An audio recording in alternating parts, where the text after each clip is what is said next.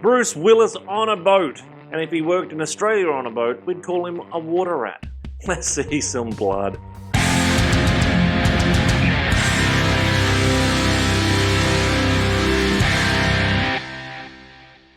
What's going on? Welcome back to the channel. I am Rob, and we're doing Striking Distance from 1993 with Bruce Willis. Fucking, this is a classic, and I'm glad I fucking dusted this off and fucking gave it a watch again. Damn! This is directed by Rowdy Herrington, and he did Roadhouse, the original Roadhouse, so you know this is going to be good because it's the original Roadhouse director. We're also starring Sarah Jessica Parker. She's alright, she does alright. Basic storyline is Bruce Willis is a cop, and after his dad's murder, he starts accusing other police officers that someone in the police district has killed his dad, and he gets demoted to being a water rat, or in America you call it river duty. Police on a boat. Alright, let's get into it. And straight away we get to start off with a murder. A story set with no words needed, and a fair few clues as well that you got to put together later on, so it's fucking wicked start. And fuck me, the first 5 minutes of this movie you get an epic car chase, and who doesn't like a good epic car chase in a movie? You get this in the first 5 minutes, and there's so much going on at the start to tell the story and set the story up with Bruce Willis's character. His family, the cops, and his cousin who he's testified against already. So there's a whole massive fucking big chunk of story right at the start to make it easy for you to watch.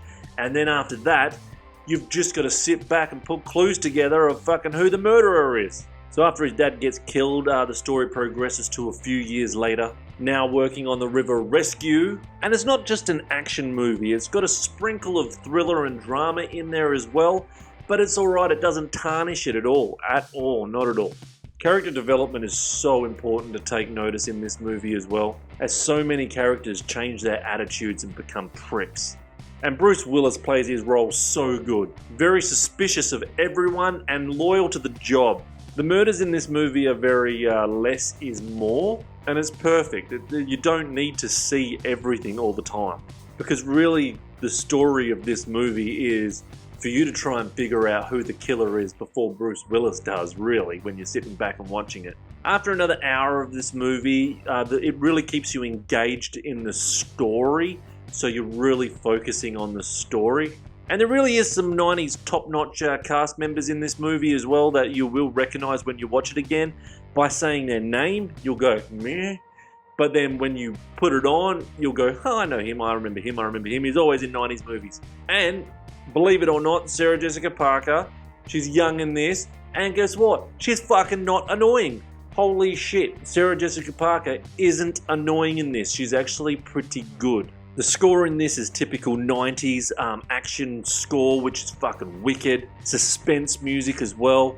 Mwah. And trust me, after you watch this movie, you're going to want to listen to the Little Red Riding Hood song. You know, once you watch it. The movie is basic, but it's not over the top, and it's got real elements of life in it as well, which could be true as well. I know there's some far-fetched shit in these movies, but it does have some elements in there that you can really just sit back and go, damn. Now, I'm not going to give away who the killer is because I really do want you to watch this movie, but there's a twist that I never saw coming. A lot of people did, I didn't. They did their job, they got me, brilliant. And the final 30 minutes of this movie keeps you so engaged you just cannot look away. The last 30 minutes is fucking brilliant. It's just one big rush is the best way to put it. Rush! And the ending just pumps the adrenaline up. Absolutely pumped me up. My verdict is on this one, this has action, this has drama, this has a murder mystery to solve. It's got good acting, it's got a good script with dialogue, and it's very, very untalked about and underrated for some reason. I don't know why. No one ever talks about this movie, and only because on Wednesdays we do the movie draft and we talked about Bruce Willis, I wanted to watch it again, and I was like, I have to do a review on this because it's just so good. Check that out, Wednesday's freaking movie draft. This one gets a solid 7 out of 10 blood popcorns. Absolute solid. Probably would have given it a 7.5, but I don't give halves, so 7 out of 10. Very worthy of watching.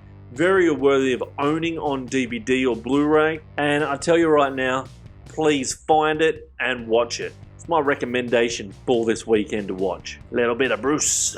Alright guys, thanks for watching. Like, subscribe, do what the fuck you want. Wednesdays we do the movie draft, which you will see a week or two ago. We did the Bruce Willis episode, and this was one of the choices on there by myself. And retro reviews, new movie reviews, I do whatever I fucking want on here because it's my channel. And if no one watches, I will still keep making shit and posting it because I fucking enjoy it. I'm not a professional. I just like watching movies and then giving my opinion.